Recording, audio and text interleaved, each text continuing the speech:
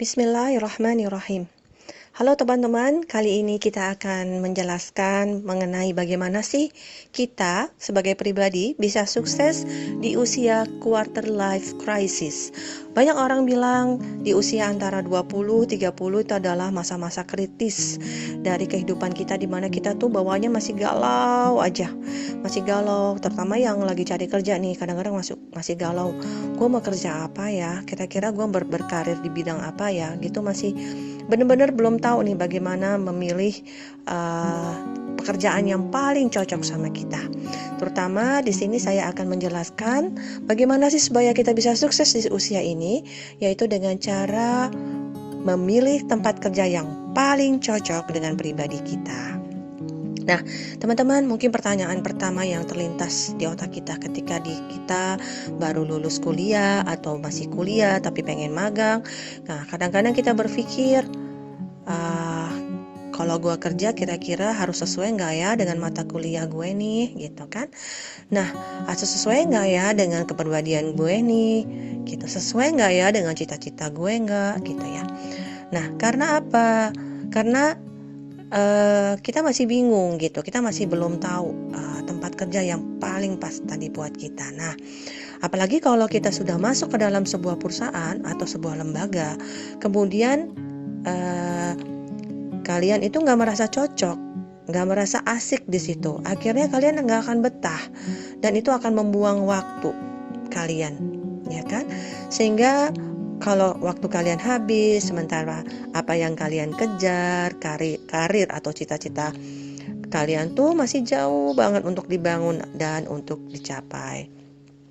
Oleh karena itu, ketika kamu masuk ke sebuah perusahaan atau sebuah lembaga, itu sama aja dengan seperti kamu tuh lagi naik ke dalam bis. Ketika kalian atau kamu naik ke dalam bis, tuh kan kamu pengennya ke Bandung misalnya ya, tapi kok kamu malah naik bis yang ke Surabaya? Ya pastinya kamu akan tersesat, kamu gak akan sampai ke Bandung karena belum tentu ke Surabaya lewat Bandung, ya kan? Tapi ketika ketika kita di dalam perusahaan yang tadi kita analogikan sebagai bis tadi, maka kita tuh akan merasa, ini mau kemana sih sebenarnya? Kok gue kayaknya nggak matching banget ya berada di sini ya? Kayaknya apa yang dimauin sama perusahaan ini kayaknya nggak gue banget, nggak cocok banget sama gue. Nah, kadang-kadang terlintaslah pertanyaan-pertanyaan seperti itu. Jadi, yang pertama kali kalian harus ingat ya, banyak-banyaklah mempelajari perusahaan atau tempat kerja yang memang kalian pengen tuju. Sebelum kalian ke situ, kalian harus mempelajari dulu visi misi dari perusahaan itu. Pastinya kalian bisa menemukannya di website mereka atau bisa bertanya-tanya ke teman-teman yang siapa tahu sudah pernah kerja di sana.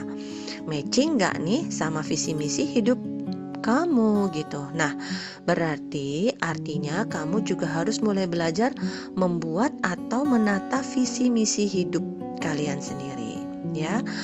Apa sih sebenarnya visi misi hidup kalian? Nih, misalnya ya, saya pengen 10 tahun lagi saya nih jadi wanita yang solehah, misalnya gitu. Atau 10 tahun lagi saya nih pengen bisa kerja di rumah, misalnya.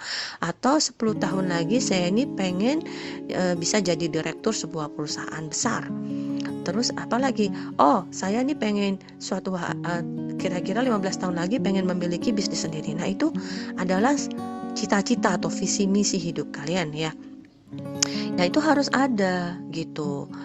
Dan harus kita bikin apa sih sebenarnya cita-cita kita, kemudian kita tuangkan visi misi hidup kita tuh apa gitu.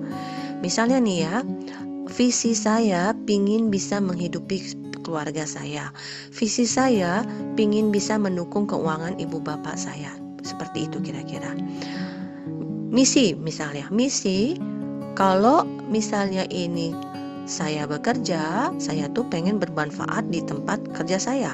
Misi saya kalau saya bekerja, saya tuh harus bekerja di tempat yang concern dengan kebersihan lingkungan, dengan keberlangsungan dunia, dan sebagainya. Nah, setelah kamu sendiri udah punya visi misi kamu, baru kamu lihat nih perusahaan yang kamu mau, yang ingin kamu masukin itu apakah matching sama visi misi kamu.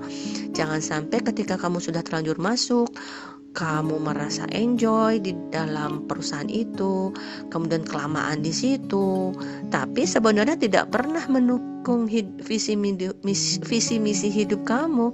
Akhirnya kamu hanya wasting time, dan akhirnya kamu merasa tersesat dan menyesal, kemudian resign, cari tempat kerja yang baru, yang lebih sesuai dengan visi misi kamu, dan akhirnya kamu akan mulai lagi dari nol untuk menata karir kamu.